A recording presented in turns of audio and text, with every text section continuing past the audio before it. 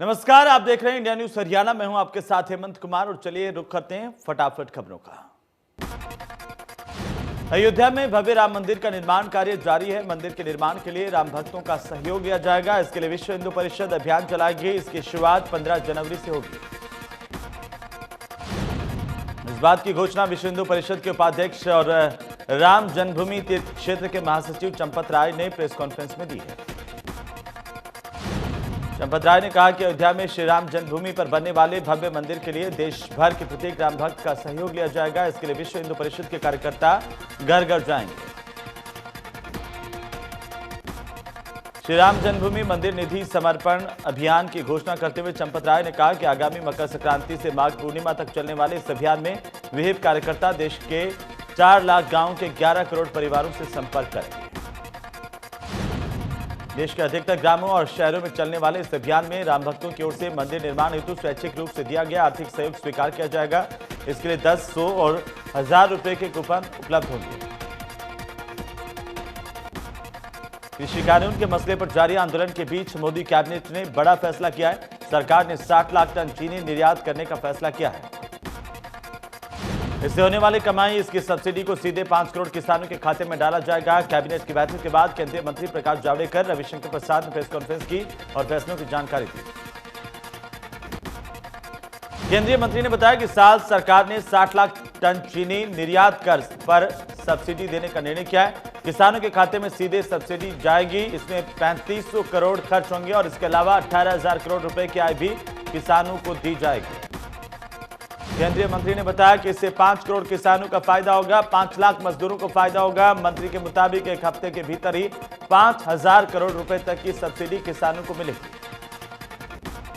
इसके साथ ही 60 लाख टन चीनी को 6,000 रुपए प्रति टन के हिसाब से निर्यात किया जाएगा। प्रकाश जावड़ेकर के मुताबिक इस साल शक्कर का उत्पादन 310 लाख टन होगा। देश की खपत 260 लाख टन।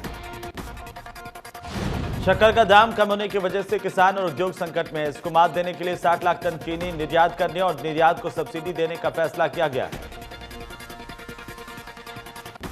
विजय दिवस के मौके पर प्रधानमंत्री ने नई दिल्ली में नेशनल वॉर मेमोरियल में स्वर्णिम विजय मशाल को प्रज्वलित किया। प्रधानमंत्री ने इस दौरान 1971 की जंग के जांबाजों को याद किया और श्रद्धांजलि दी। प्रधानमंत्री ने विजय दिवस के मौके पर विजय ज्योति यात्रा को राजधानी दिल्ली से रवाना किया। विजय ज्योति यात्रा में 4 विजय मशाल एक साल की अवधि में पूरे देश के छावनी क्षेत्रों का दौरा करेगी। इस यात्रा में 1971 के युद्ध के परमवीर चक्र और महावीर चक्र विजेता सैनिकों के गांव भी शामिल हैं। इसमें अगले साल नई दिल्ली में ही यात्रा पूरी होगी।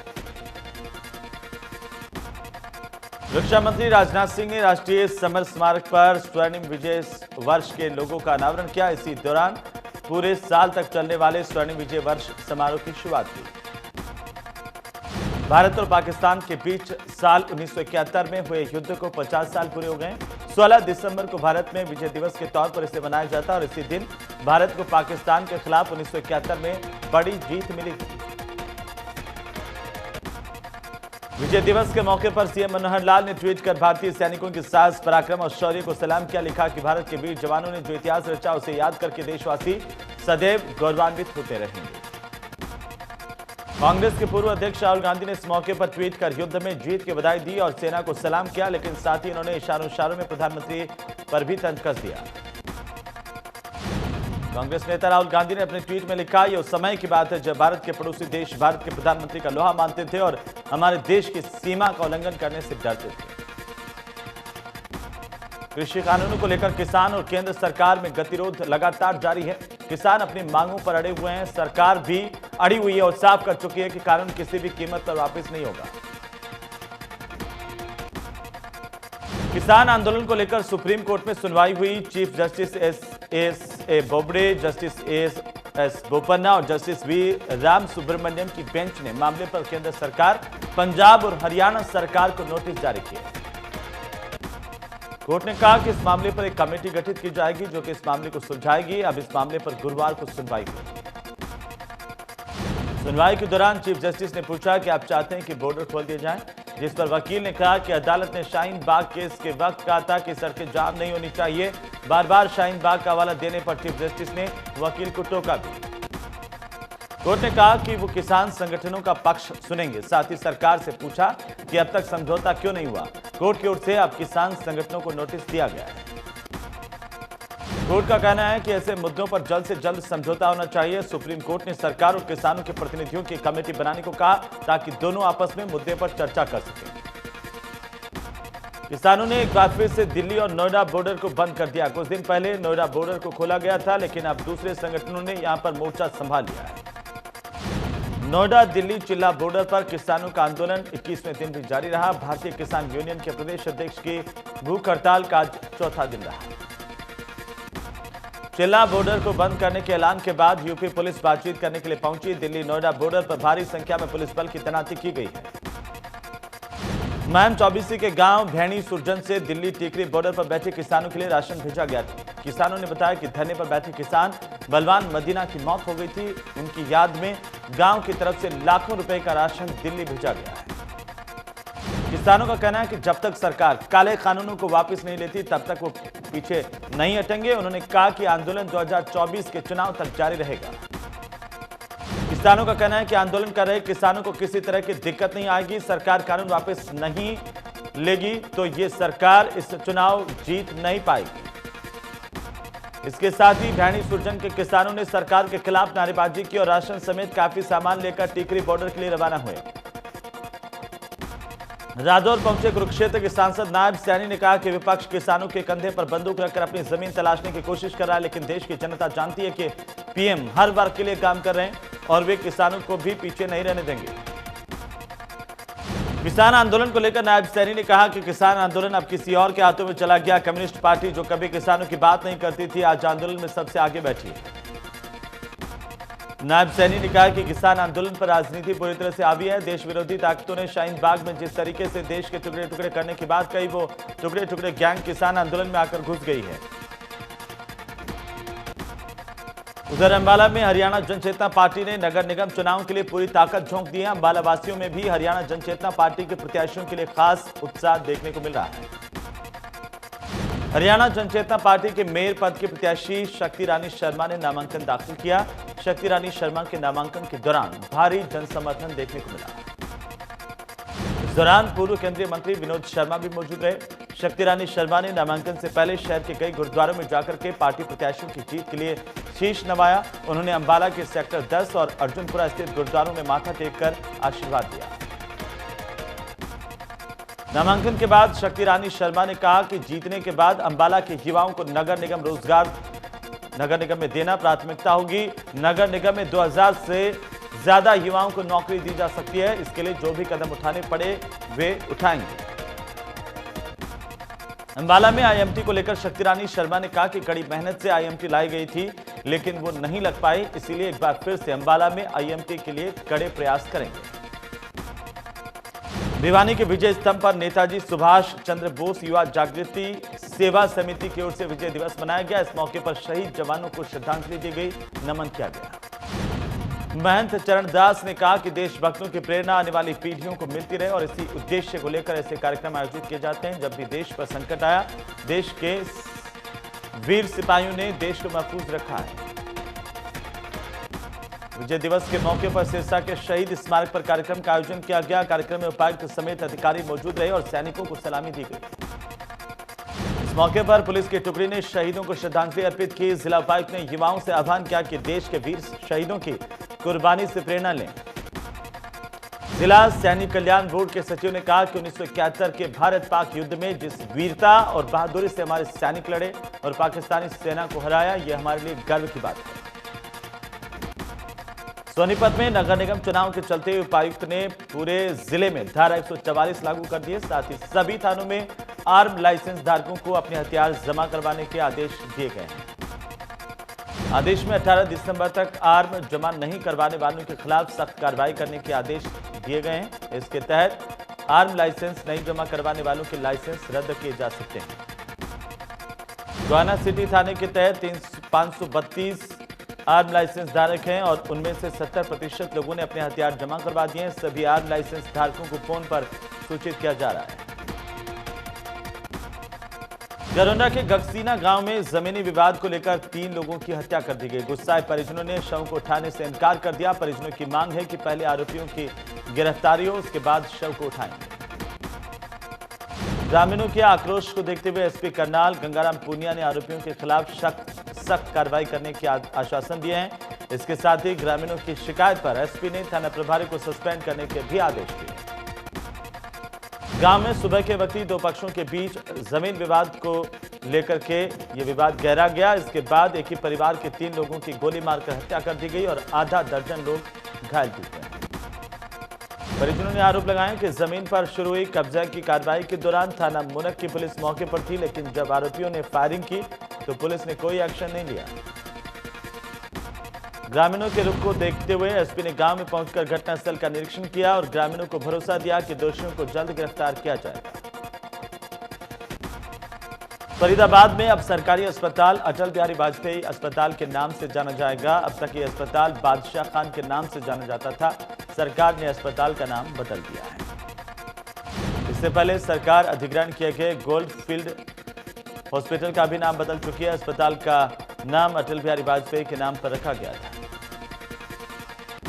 सिरसा में लॉयंस क्लब जागृति नेकी की दीवार एक बार फिर से शुरू हो गई है। ये दीवार आम आदमी के कल्याण का काम करेगी। एक तरह से जनता के लिए और जनता के द्वारा कॉन्सेप्ट है।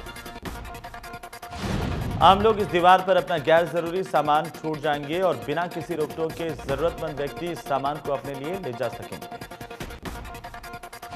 यहाँ पर कपड़े, जूते, खिलौने और बर्तनों के साथ साथ बाकी चीजें जो कि किसी के लिए अनुपयोगी हैं, वो किसी जरूरतमंद के लिए काफी उपयोगी सिद्ध होंगी। क्लब के चार्टर प्रधान ने बताया कि लॉकडाउन की वजह से नेकी की दीवार कुछ समय के लिए बंद करनी पड़ी। कैथल में शुगर मिल के चीफ इंजीनियर सिद्दीकी की ओर से बड़ी गाड़ियों पर रिफ्लेक्टर लगाकर किसानों और अन्य वाहन चालकों को खतरे से बचाने की कोशिश की गई। सिद्दीकी ने बताया कि बढ़ती सर्दी और धुंध को देखते हुए वाहनों पर रिफ्लेक्टर लगाए गए हैं। साथ ही वाहन चालकों को जिला प्रशासन ने नियमों के बारे में जानकारी दी, उसे मानने की अपील की। उन्होंने कहा कि आने वाले समय में ठंड के चलते कोहरे का खतरा बन सकता है, जिससे निपटने के लिए वाहन चालकों को सरकार की ओर से जारी नियमावली को ध्यान में रखते हुए अपनी गाड़ी को धीमी गति से चलाने की अपील की गई। पहाड़ी इलाकों में लगातार बढ़ रही बर्फबारी का सीधा असर अब दिल्ली एनसीआर के इलाकों में भी देखने को मिल रहा है। गुरुग्राम में तापमान में लगातार गिरावट दर्ज की जा रही है। गुरुग्राम में 14 डिग्री सेल्सियस तापमान रहा। इस दौरान कोहरे की सफेद चादर पूरे शहर पर छाई रही। मौसम विभाग की माने तो अगले कुछ दिनों तक इसी तरह से मौसम ठंडा रहने वाला है। तापमान में भी लगातार गिरावट देखी जा सकती है। रेवाड़ी में सड़कों पर सीजन का पहला घना कोहरा देखने को मिला। कोहरे की वजह से वाहन चालकों को परेशानी का सामना करना पड़ा। लाइट जलाकर सड़कों पर रेंगते वाहनों के साथ दुर्घटना की आशंकाएं भी अब बढ़ गई हैं। कोहरे के साथ साथ बढ़ती ठंड ने लोगों का जीना मुहाल कर दिया है। कैथल में धुंध और कोहरा पड़ना शुरू हो गया है, जिससे वाहनों की रफ्तार धीमी हो गई। सड़क पर चलने वाले वाहन चालकों को घने कोहरे में काफी परेशानी का सामना करना पड़ा। वाहन चालक दिन में भी हेडलाइट जलाकर के सड़कों पर चल रहे हैं। अभी कोहरा और धुंध और भी बढ़ सकती है। स्कूलों में जाने वाले बच्चों को भी सर्दी और कोहरे से काफी परेशानी का सामना करना पड़ रहा है। लोग कड़कड़ाती ठंड से बचने के लिए अलाव का सहारा ले रहे हैं। गर्म पेय पदार्थों का भी सेवन कर रहे हैं। जितनी ठंड बढ़ेगी उतना ही फायदा फसलों को होगा और गेहूं की बम्पर फसल होने का अनुमान है। कैथल एसपी ने घने कोहरे और धुंध के चलते वाहन चालकों के लिए एडवाइजरी जारी की है, जिसमें कहा गया कि वाहन चालक ज्यादा स्पीड में वाहन नहीं चलाएं, सड़क पर गाड़ी पार्क नहीं करें, गाड़ियों में फॉग लाइट जरूर लगवाएं। करनाल में ट्रॉली से 16 साल के किसान की गिरने से मौत हो गई। किसान को अज्ञात वाहन चालक ने कुचल दिया। 16 साल के किसान पंजाब के नवा शहर से दिल्ली ट्रॉली से जा रहा था। जैसे ही नमस्ते चौक पर पहुंचा, नीचे गिर गया। वाहन ने इस दौरान कुचल दिया।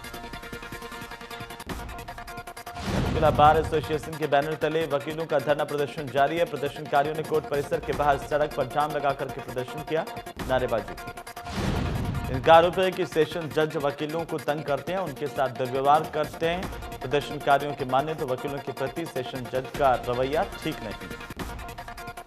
बार एसोसिएशन के प्रधान सतीश काद्यान ने बताया है कि कोर्ट के सभी वकील सेशन जज के रवैये से परेशान हैं और इसके चलते उन्होंने कोर्ट परिसर के बाहर सड़क पर जाम लगाकर नारेबाजी की, प्रदर्शन किया। स्वास्थ्य विभाग भिवानी ने कोविड महामारी के खिलाफ अपनी लड़ाई को मजबूत करते हुए भिवानी में कोविड जांच के लिए मॉलिक्यूलर लैब की स्थापना की है।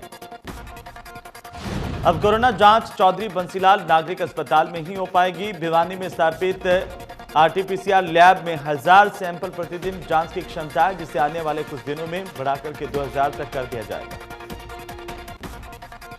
सीएमओ ने जानकारी देते हुए बताया कि आरटीपीसीआर टेस्ट के लिए पहले जांच के सैंपल रोहतक और अग्रवाल मेडिकल कॉलेज में भेजे जाते थे, जिनमें से आने जाने का खर्च और काफी समय लगता था, लेकिन अब ये जांच समय पर हो पाएगी। इस मौके पर मुख्य चिकित्सा अधिकारी ने बताया कि भिवानी के सभी सीएचसी और पीएचसी केंद्रों पर कोरोना टेस्ट के सैंपल लिए जा रहे हैं। शिक्षा विभाग के निर्देशों पर स्कूलों में जाने वाले बच्चों के टेस्ट किए जा रहे हैं।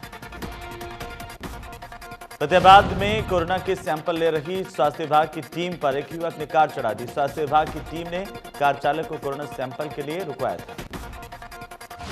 कर्मचारी ने साइड में कूदकर अपनी जान बचाई। कर्मचारी के पैर में चोट आई है। मौके पर तैनात कर्मचारियों ने युवक को काबू कर लिया, पुलिस के हवाले किया। स्वास्थ्य विभाग की टीम के डॉक्टर का कहना है कि इस पर कार्रवाई की जाएगी। इसे लेकर शिकायत भी स्वास्थ्य विभाग की टीम ने पुलिस को दी है। गुरुग्राम में सीएम फ्लाइंग की टीम ने 2 फर्जी कॉल सेंटर का भंडाफोड़ किया है। सेक्टर 49 के आईटी स्पेस में दोनों कॉल सेंटर फर्जी तरीके से चलाए जा रहे थे और गूगल कार्ड के जरिए अमेरिकी लोगों को शिकार बना रहे थे। मुख्यमंत्री उड़नदस्ता गुरुग्राम की टीम ने अपने विश्वस्त सूत्रों के माध्यम से सूचना इसको मिली थी कि अवैध तरीके से कॉल सेंटर चलाया जा रहा है, जिसमें अमेरिका के लोगों को ग्रांट्स देने का लालच देकर के धोखाधड़ी की जाती है। सूचना मिलते ही मुख्यमंत्री उड़नदस्ता गुरुग्राम की टीम ने कार्रवाई की। इस सूचना की जानकारी उच्च अधिकारियों को दी गई। इसके बाद टीम बनाकर की कार्रवाई की गई।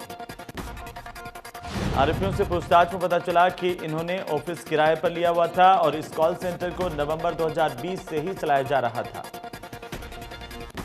आरोपियों ने पूछताछ में भी बताया कि कुछ साल पहले गुरुग्राम के किसी कॉल सेंटर पर नौकरी करते थे और उसी दौरान उन्होंने इस कॉल सेंटर को खोलकर अधिक रुपए कमाने के मकसद से काम शुरू किया था।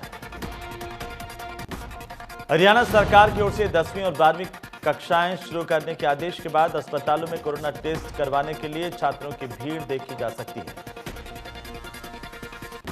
फरीदाबाद में बढ़ते कोरोना की रफ्तार को कम करने के लिए पुलिस ने कमान संभाल ली है। बिना मास्क लगाए घर से बाहर निकलने वाले लोगों के चालान काटे जा रहे हैं।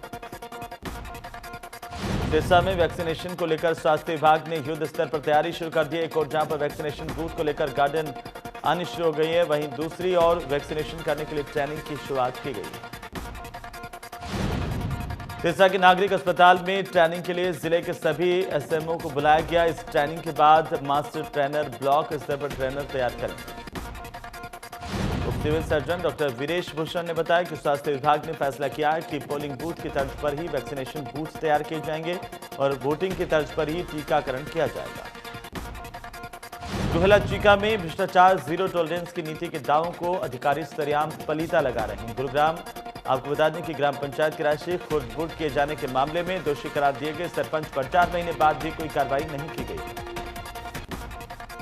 शिकायतकर्ता ने जानकारी दी कि गांव हेमू माजरा के सरपंच के खिलाफ पंचायत की राशि खुर्द-बुर्द कर अपने चहेते लोगों को फायदा पहुंचाने की शिकायत दी गई थी। जांच में सरपंच दोषी पाया गया और रिपोर्ट पंचायत अधिकारी को सौंपी गई थी, लेकिन इसके बावजूद आज दिनांक तक कोई कार्रवाई नहीं हुई।